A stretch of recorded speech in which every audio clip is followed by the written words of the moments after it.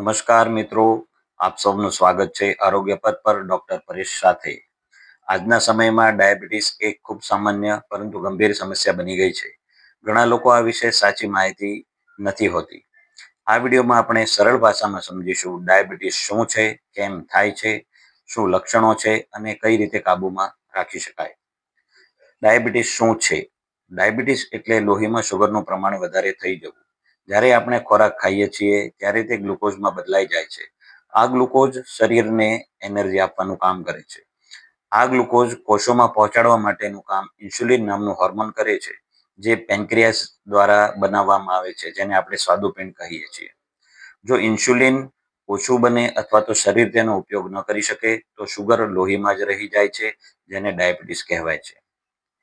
Diabetes થવાના મુખ્ય કારણો તો કોઈને વારસાગત હોઈ શકે, જેમ કે કોઈ પરિવારમાં કોઈને મોટા વ્યક્તિને ડાયાબિટીસ હોવું, વધારે વજન, બેઠાડું જીવન, જંક ફૂડનું વધારે પડતું સેવન, સ્ટ્રેસ, ઊંઘનો અભાવ, બીપી અને કોલેસ્ટ્રોલ વગેરે જેવા કારણો હોઈ શકે છે. લક્ષણો. શરૂઆતમાં ઘણા લોકોને લક્ષણો દેખાતા નથી, પરંતુ સામાન્ય લક્ષણોમાં આપણે જોઈએ તો વારંવાર પેશાબ લાગવો, વધારે તરસ લાગવી, ભૂખ લાગવી વધારે, થાક લાગવો, નજર ધૂંધળી થવી, વજન ઓછું થવું, ઘા મોડા ભરાવા, શરીરનો દુખાવો, થોડું કામ કરે તો શરીર દુખે અથવા થાક લાગે વગેરે જેવા લક્ષણો હોઈ શકે છે. તો આવા લક્ષણો કોઈ પણ દેખાય તો તરત જ ટેસ્ટ કરાવવો જોઈએ. તો કયા ટેસ્ટ કરાવવા જોઈએ? તો ડાયાબિટીસ માટેના મુખ્ય ટેસ્ટમાં ફાસ્ટિંગ શુગર એટલે કે ભૂખ્યા પેટના શુગરનું લેવલ, પીપીબીએસ એટલે કે જમ્યાના 2 કલાક પછીનું શુગરનું લેવલ, અને HbA1c એટલે કે છેલ્લા 3 મહિનાના એવરેજ શુગરના લેવલ. આ રિપોર્ટથી આપણે ડાયાબિટીસ છે કે નહીં તે જાણી શકીએ છીએ. જો ડાયાબિટીસ કાબૂમાં ન રાખે તો શું થાય? ડાયાબિટીસ કાબૂમાં ન રહે તો હાર્ટ એટેક આવવાની શક્યતા રહે, સ્ટ્રોક એટલે કે પક્ષઘાતનો આંચકો, કિડની ખરાબ થવાની શક્યતા રહે, આંખની સમસ્યા થઈ શકે, નસો ખરાબ થાય, પગમાં ઘા થાય તો એ ન રૂજાય તો એમાંથી ગેંગ્રીન કે નેક્રોઝ થવાની પણ શક્યતા રહે છે. તો આ પ્રકારના ગંભીર અસર થઈ શકે છે જો આપણે શુગર કંટ્રોલમાં ન રાખીએ તો. પરંતુ સારા કંટ્રોલ શુગરને સારી કંટ્રોલ રાખીએ તો આ કોઈ પણ જાતના તકલીફોથી બચી શકાય છે. હવે જેમને શુગર હોય તો ડાયટમાં શું ખાવું જોઈએ જેનાથી શુગર આપણે કંટ્રોલમાં રાખી શકીએ? તો ડાયાબિટીસમાં ખાવાનું ખૂબ મહત્વ છે. જેમ કે શું ખાવું જોઈએ? તો જુવાર, બાજરી, લીલા શાકભાજી, સલાડ, દાળ, ફળ જેમાં પપૈયા, જામફળ વગેરે જેવા ઓછા ગળ્યા હોય એવા ફળો ખાઈ શકાય. પ્રોટીનવાળો ખોરાક ખાઈ શકાય છે. અને શું ન ખાવું જોઈએ?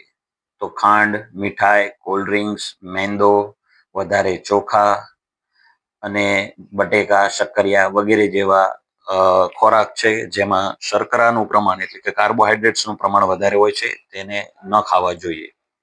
જીવનશૈલીમાં શું ફેરફાર કરવો જોઈએ? તો રોજ 30 થી 40 મિનિટ ચાલવું જોઈએ, યોગ્ય પ્રાણાયામ કરવા જોઈએ, યોગ કરવા જોઈએ, વજન ઓછું કરવું, પૂરતી ઊંઘ લેવી અને સ્ટ્રેસ ઓછો રાખવો. હવે આપણે ડાયાબિટીસ શું છે, તેના લક્ષણો શું છે, શું તકલીફ થઈ શકે છે, કયા ટેસ્ટ છે, બધું જાણ્યું. હવે આપણે જાણીએ કે એની માટે શું કરી શકાય, કઈ દવાઓ છે એ આપણે જાણીએ. તો ડાયાબિટીસની ટ્રીટમેન્ટમાં આપણે દવા અને ઇન્સ્યુલિન બંને હોય છે. જેમાં દવાઓ જે હોય છે એમાં ટેબ્લેટ્સના રૂપે આપણે લઈ શકીએ છીએ, અને ઇન્સ્યુલિન છે ઇન્જેક્શનના રૂપે હોય છે, જે આપણે ડૉક્ટરની સલાહ મુજબ બંને વસ્તુ લેવાની હોય છે. હવે ઘણી ગેરમાન્યતાઓ ડાયાબિટીસ વિશે છે, જેમ કે ફળ ન ખાઈ શકાય, દવા બંધ કરી શકાય, ઘરેલું ઉપચારથી ઠીક થઈ શકે. તો આ બધી ખોટી માન્યતાઓ છે.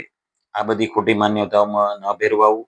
તમને કંઈ પણ તકલીફ હોય, દવા કે ટ્રીટમેન્ટ ચાલુ હોય છતાં શુગર કંટ્રોલમાં ન રહેતું હોય અથવા તો શુગરને લગતી કોઈ પણ તકલીફ હોય તો તમે અચૂક તમારા ડૉક્ટરની સલાહ લો. જાતે કોઈ પણ દવામાં ફેરફાર ન કરો, દવા બંધ ન કરો, અને તમારા ડૉક્ટર સાથે કંઈ પણ તકલીફ થાય તો ગમે ત્યારે તેનો સંપર્ક કરી તેમની સલાહથી જ આગળ વધવું જોઈએ. કેમ કે ડાયાબિટીસ કંટ્રોલમાં રાખશો તો ડાયાબિટીસ હારશે અને તમે જીતશો.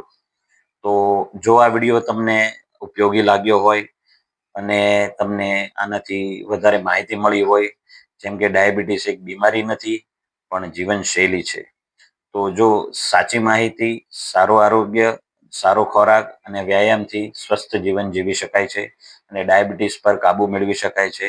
તો ડાયાબિટીસ હારશે, તમે જીતશો. જો આ વિડીયો ઉપયોગી લાગ્યો હોય તો આને લાઈક કરો, શેર કરો, સબસ્ક્રાઇબ કરો. આભાર. જય હિન્દ, જય ભારત, જય આરોગ્ય.